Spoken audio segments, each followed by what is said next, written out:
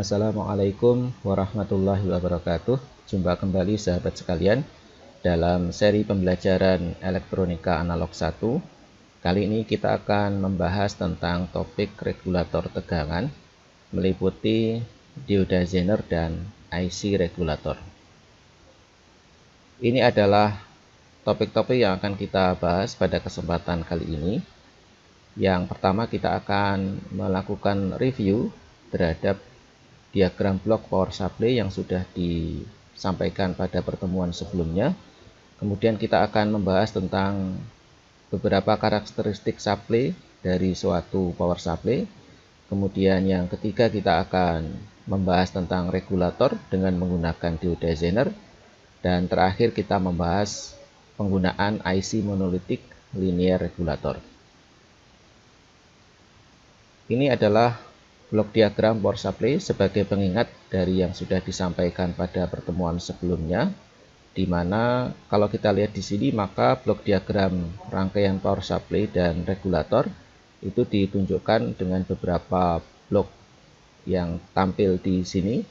Yang pertama mulai dari transformer untuk menurunkan tegangan AC, kemudian ada rectifier atau penyearah untuk menghasilkan tegangan AC tersearahkan gelombang penuh gitu ya. Kemudian ada filter yang di sini digunakan untuk menghasilkan tegangan DC, di mana hasil dari filter ini meskipun dia sudah menjadi tegangan DC tetapi masih memiliki ripple atau variasi tegangan.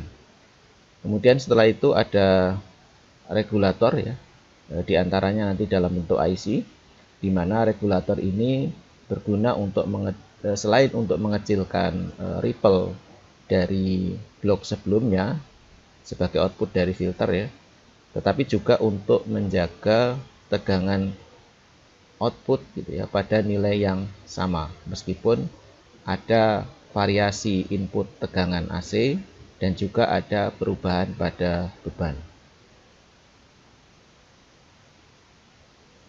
Selanjutnya kita belajar di sini tentang karakteristik supply yang merupakan ukuran kualitas dari sebuah power supply. Ada 3 yang akan kita pelajari pada kesempatan kali ini, yaitu pertama adalah load regulation, kemudian yang kedua adalah line regulation, dan yang ketiga adalah output resistance. Kita lihat satu demi satu. Yang pertama adalah load regulation. Ini menunjukkan seberapa besar perubahan tegangan beban ketika ada perubahan arus beban. Ya, sesuai dengan namanya adalah load regulation. Load artinya beban. Jadi artinya seberapa bagus power supply itu mengecilkan atau mencegah adanya perubahan tegangan ketika ada perubahan arus pada beban. Nah, ini persamaannya ditunjukkan oleh persamaan ini, di mana load regulation adalah VNL dikurangi VFL, di mana VNL itu adalah tegangan beban saat arus bebannya 0 atau tanpa beban gitu ya. Jadi tegangan ketika tidak ada beban. Kemudian VFL adalah tegangan ketika beban penuh atau arus bebannya maksimum dibagi dengan VFL, yaitu tegangan ketika arus beban maksimum dikalikan 100%. Artinya di sini menunjukkan seberapa banyak gitu ya, seberapa besar perubahan di sini, perbedaan antara tegangan tanpa beban dan tegangan beban penuh gitu ya, dibandingkan dengan tegangan beban penuh. Jadi kalau ini semakin kecil, yang sebelah atas ini, perbedaan antara tanpa beban dan beban penuh, maka artinya power supply itu semakin baik. Jadi semakin kecil load regulation-nya yang ditunjukkan oleh semakin kecil perbedaan tegangan di sini antara beban penuh dan tanpa beban, maka power supply-nya akan semakin baik. Power supply dinyatakan terregulasi dengan baik apabila load regulation-nya itu kurang dari 1%. Nah, ini barangkali kita kalau nanti kita mendesain atau membuat power supply ini jadi salah satu acuan kita, ya, kita upayakan agar load regulation yaitu kurang dari 1%.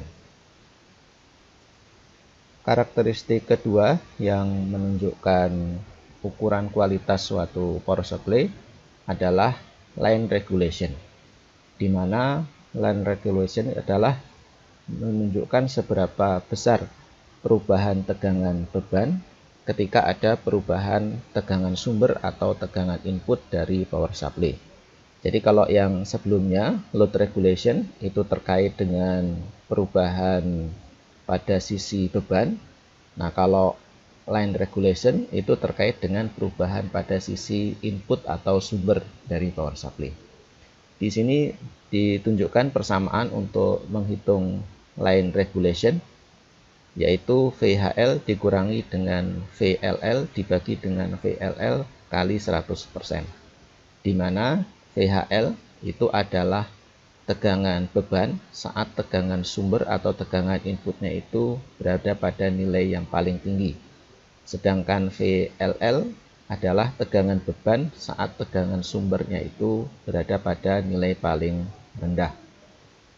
Nah, ini artinya ketika perubahan tegangan beban, ya, ketika terjadi perubahan tegangan beban, ketika inputnya itu berubah antara tinggi dan rendah, makanya semakin kecil perbedaannya, ya, semakin kecil perbedaan antara perubahan tegangan beban saat tegangan inputnya itu berubah dari tinggi ke rendah, maka line regulation-nya itu semakin kecil.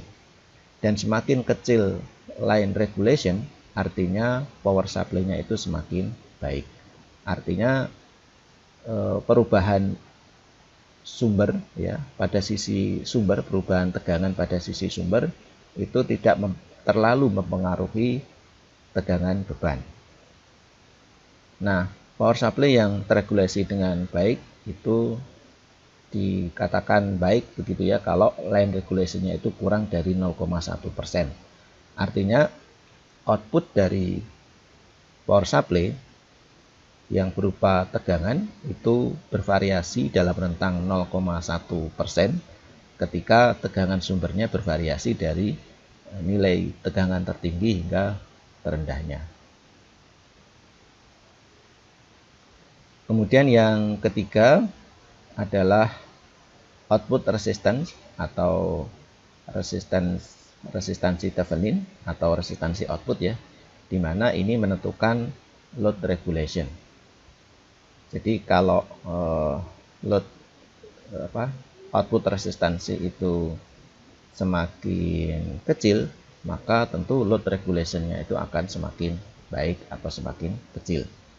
Nah, cara untuk menghitung output resistance itu seperti ini, di mana output resistance atau Thevenin resistance itu adalah VNL dikurangi dengan VFL dibagi dengan IFL, di mana VNL adalah tegangan beban saat tidak ada arus beban atau tanpa beban, begitu ya, dikurangi dengan tegangan beban saat arus penuh dibagi dengan arus beban penuh.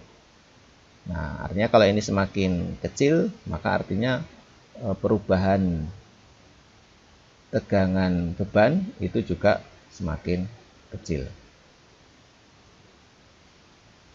Baik, itu adalah 3 karakteristik ya dari power supply, yaitu load regulation, line regulation, dan output resistance atau RO. Berikutnya kita akan masuk ke pembahasan tentang regulator, yang mana yang kita bahas pertama kali ini adalah regulator Zener, di mana regulator Zener itu merupakan shunt regulator. Kenapa disebut dengan shunt regulator? Karena prinsip regulasinya atau piranti regulasinya dalam hal ini adalah Zener itu dipasang paralel dengan beban. Kita lihat di sini rangkaiannya ada piranti Zener yang dipasang paralel dengan beban. Nah, zener ini bertugas untuk menjaga tegangan output atau Vout gitu ya, agar nilainya konstan, senilai atau sama dengan tegangan zener. Ketika ada perubahan pada beban, ya, misalnya RL-nya itu turun, ya, resistansi beban itu berkurang, maka arusnya tentu akan semakin besar. Nah, ketika arus yang ke beban itu semakin besar atau meningkat, maka arus yang mengalir pada zener itu turun, ya, dia membuat arusnya itu akan turun.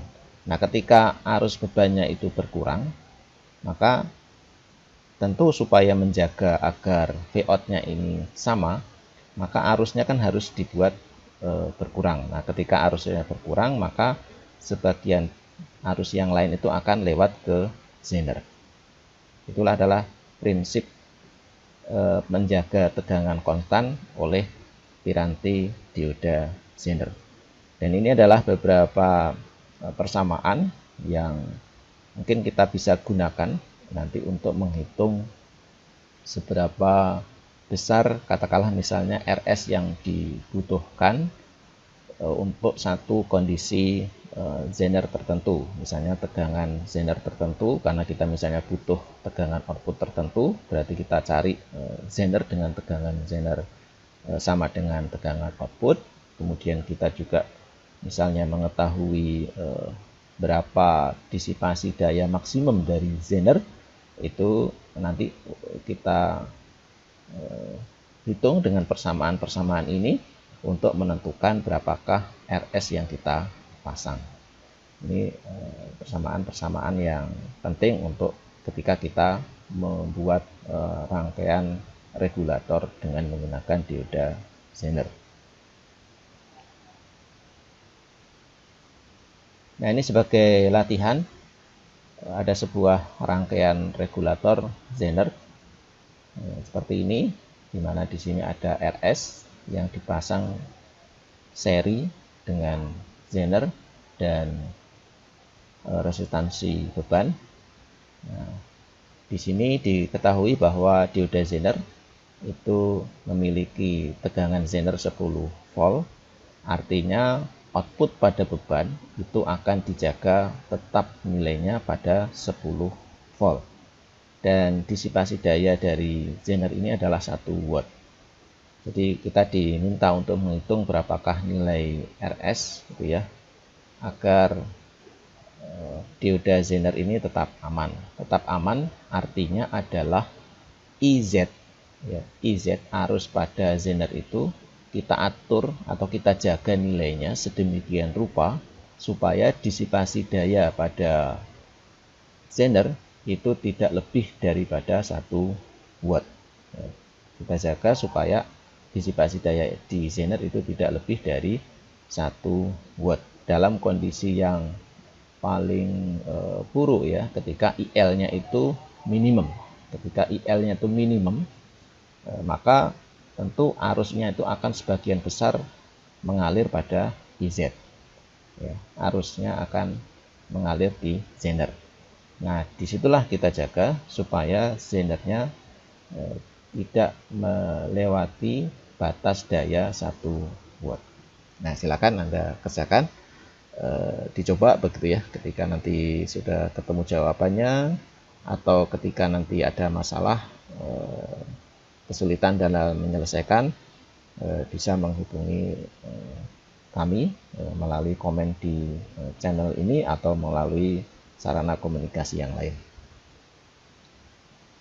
Berikutnya, regulator yang kedua yang akan kita bahas adalah regulator IC, atau lengkapnya adalah IC monolitik linear regulator, di mana terdapat 3 tipe, yaitu positif fix, negatif fix, dan adjustable.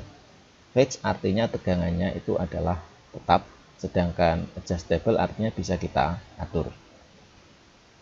IC regulator dengan fix itu artinya IC-nya itu dirancang oleh pembuatnya ya, untuk menghasilkan output terregulasi mulai dari 5 hingga 24 volt. Jadi ada beberapa jenis IC, nanti kita lihat ya di slide-slide selanjutnya. Ada yang 5, kemudian ada yang 6, ada yang 9, ada yang 12, ada yang 15 sampai 24 volt. Dan itu ada yang digunakan untuk menghasilkan output tegangan positif dan juga untuk menghasilkan tegangan negatif. Nah, kemudian hal yang kita perlu ketahui juga bahwa IC regulator untuk adjustable voltage itu menghasilkan variasi tegangan mulai dari kurang dari 2 volt, jadi sekitar 1,25 volt gitu ya, hingga 40 volt. Dan ini nanti juga tentu sangat tergantung kepada jenis IC regulator yang akan kita gunakan. Kemudian ada juga klasifikasi dari IC regulator dalam bentuk klasifikasi standar, kemudian low power dan low dropout. Standar artinya yang biasa digunakan dengan kemampuan arus standar, biasanya sekitar 1 ampere atau 1,5 ampere. Kemudian low power itu biasanya digunakan untuk keperluan daya rendah, sehingga arusnya juga tidak terlalu besar, mungkin sekitar, kalau tidak salah sekitar 100 miliampere gitu ya untuk low power. Itu digunakan untuk perangkat-perangkat daya rendah, dan keuntungannya adalah bentuknya lebih kecil gitu ya, kemasannya lebih kecil. Kemudian low dropout artinya perubahan tegangan itu dijaga seminimal mungkin ya, artinya perubahan tegangannya itu kecil. Oke, kemudian pada datasheet IC regulator itu dicantumkan biasanya karakteristik dari IC regulator tersebut, load regulation dan line regulation. Dan ini sudah kita bahas di sebelumnya ya. Load regulation memberikan pengertian perubahan tegangan output pada rentang arus beban ketika ada perubahan pada beban ya. Sedangkan line regulation adalah perubahan tegangan output gitu ya, ketika terjadi rentang tegangan sumber atau tegangan input. Sebagai contoh, nanti ada satu jenis IC regulator yaitu LM7815. Outputnya itu adalah fix positif 15 volt. Nah, ini memiliki load regulation 12 mV ya, pada arus beban 5 hingga 1,5 ampere ya, 5 miliampere hingga 1,5 ampere. Artinya ketika arus beban itu bervariasi antara 5 miliampere hingga 1,5 ampere, perubahan tegangan outputnya itu dijamin tidak lebih dari 12 mV. Begitu juga di IC yang sama itu terdapat karakteristik line regulation 4 mV untuk tegangan inputnya 17,5 hingga 30 volt. Artinya ketika inputnya itu bervariasi antara 17,5 hingga 30 volt, maka tegangan output itu, perubahan tegangan output itu tidak lebih dari 4 mV. Dan kalau kita perhatikan di sini disebutkan tegangan input adalah mulai 17,5 volt hingga 30 volt. Artinya yang paling rendah adalah 17,5. Dan di sini IC-nya adalah 7815. Artinya outputnya itu adalah fix tegangan 15 volt. Jadi terdapat satu perbedaan tegangan atau ruang perbedaan tegangan antara output 15 volt dan input 17,5, dan ini disebut dengan dropout ya. Di sini tadi dropout adalah minimum headroom atau ruang gitu ya, ruang tegangan yang dibutuhkan untuk regulasi. Artinya kalau misalnya IC regulator itu outputnya adalah fix 15 volt, artinya dibutuhkan tegangan input 15 volt ditambah tegangan dropoutnya. Kalau tegangan dropoutnya katakanlah 2,5 volt, maka berarti inputnya membutuhkan minimal adalah 17,5.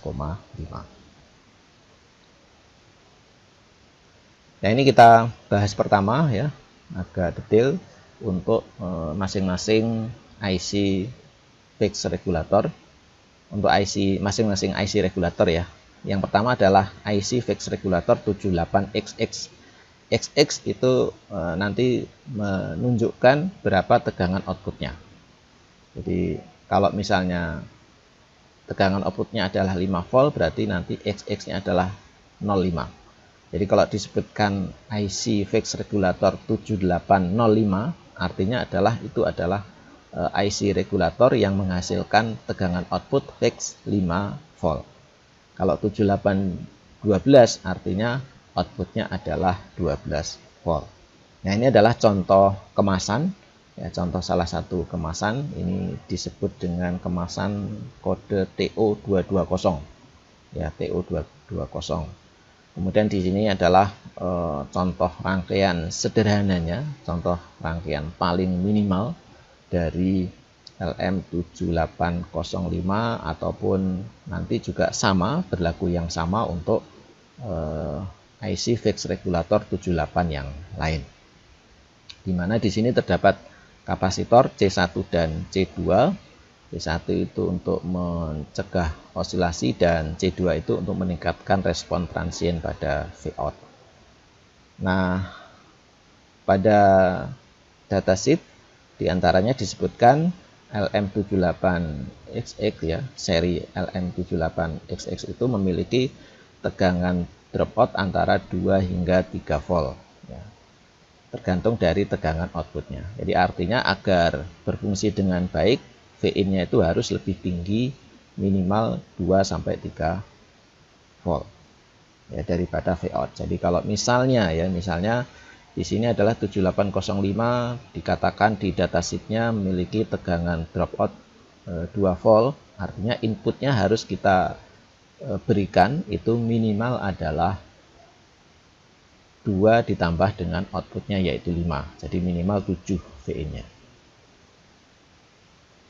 Dan itu nanti tegangan dropout itu berbeda-beda untuk setiap seri 78XX, nanti bisa dilihat di datasheetnya.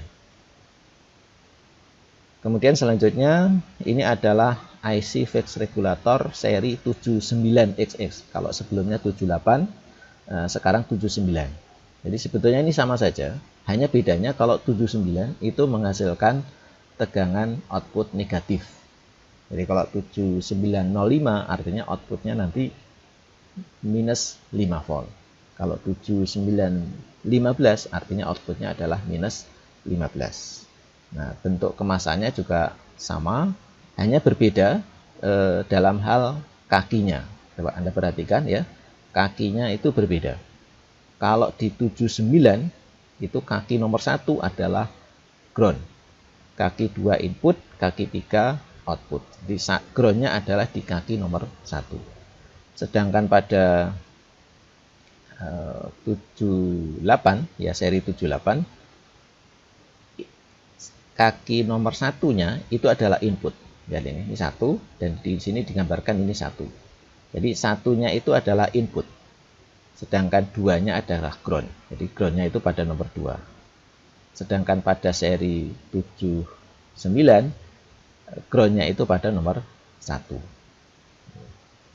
Kalau Anda lihat di sini juga seperti itu. Dan nanti rangkaiannya juga sama, untuk rangkaian minimalnya ada C1 dan C2. Hanya kalau lihat di sini, ini seperti dibalik ya. Kalau Anda lihat di sini, ini posisinya begini ya, groundnya ke bawah.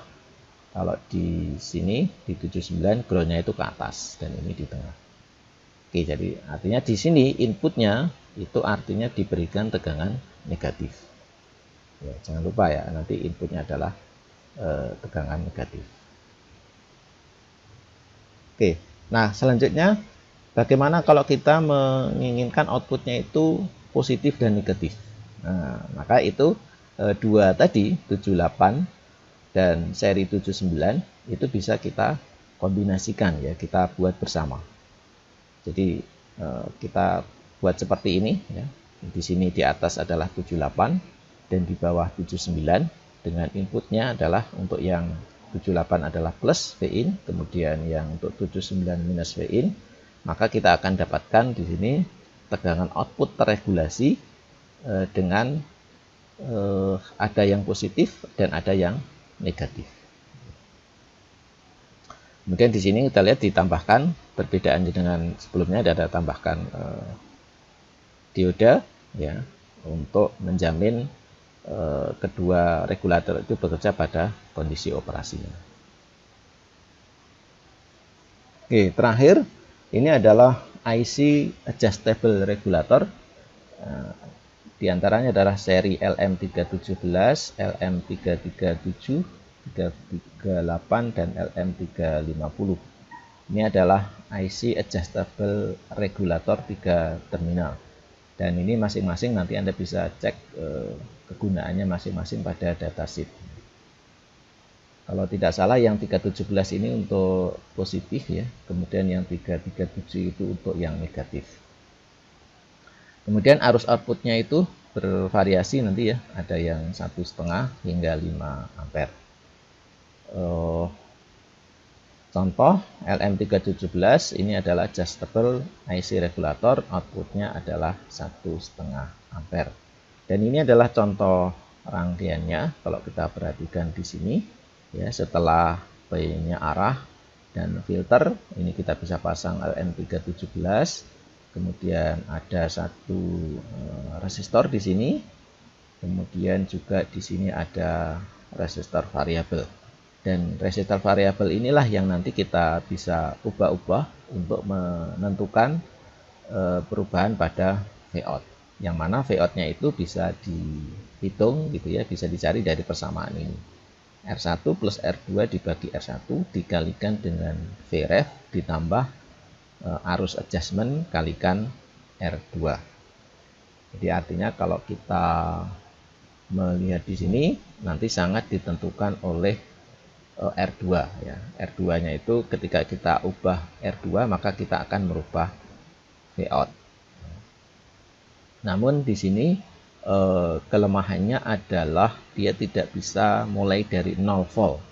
Ya, karena di sini ada faktor R1 ditambah R2 dibagi R1 dikalikan Vref. Nah, faktor inilah yang tidak bisa dibuat 0 karena seberapa kecil pun R2 kita buat, adjustable-nya itu kita buat variabel resistornya kita buat paling kecil misalnya 0, maka tetap terdapat di sini Vref.